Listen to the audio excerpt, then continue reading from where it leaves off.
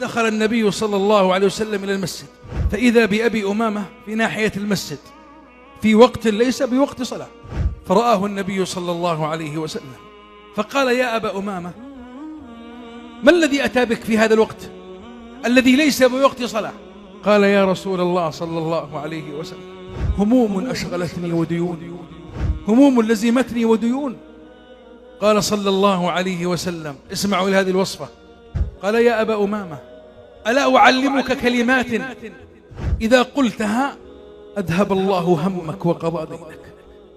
قال: قلت بلى يا رسول الله، افزع لي. اسمعوا لهذه الوصفة. قال: قل إذا أصبحت وإذا أمسيت: اللهم إني أعوذ بك من الهم والحزن والعجز والكسل، وأعوذ بك من غلبة الدين ومن قهر الرجال.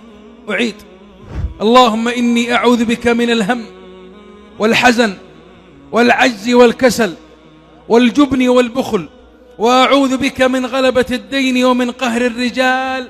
قال أبو أمامة: فقلت هذا الدعاء فأذهب الله همي وقضى ديني. قال أبو أمامة: فقلت هذا الدعاء فأذهب الله همي وقضى ديني.